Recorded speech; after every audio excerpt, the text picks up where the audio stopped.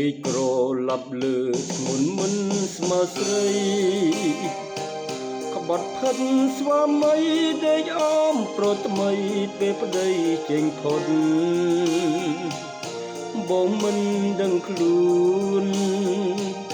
ថាត្រូវអូនដុតគឺមានស្នេហ៍កំសត់20ឆ្នាំគុណមិនរលត់សងបងតូនច្រើនគ្រាគួរទ្វាមិនឆ្លើយតែបងដឹងហើយថាអូនឆ្លងត្រើយមហាស្រណោះជាមួយសាហាយលើក្រែបងសងអោលងប្រប្រងយកប្រពន្ធខំគឺខ្ញុំតែម្នាក់អោបុតទាំងទ្វេត្រូវរេយ៉ាងណានៅជាមួយប៉ាឬជាមួយម៉ាំងប៉ាទ្រាំលែងបានដោយលៀមឆ្អឹងឆ្លាំងកូនទាំងពីរនាក់ជួយអងវម៉ាំងអាណិនប៉ាផង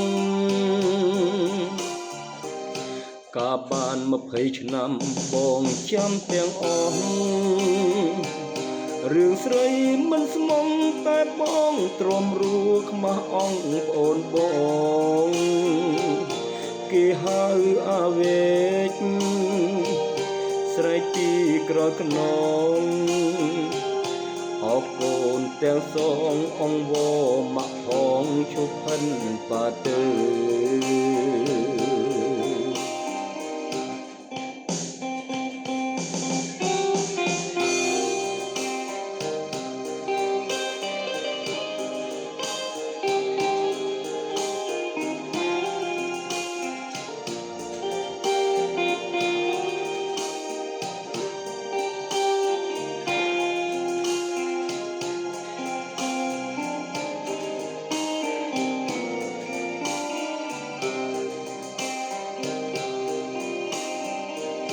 អោបុតទាំងទ្វេត្រូវរេ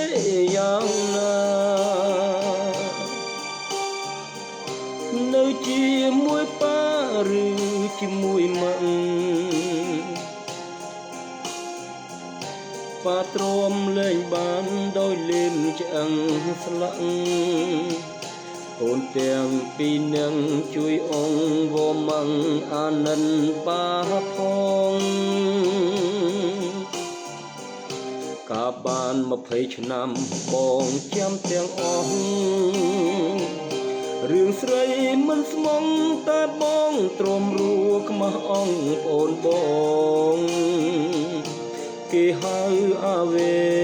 កស្រែកពីក្រោយខ្នងអរកូនទាំងសងអងវម៉ាក់ផងឈប់ផិនបាទៅ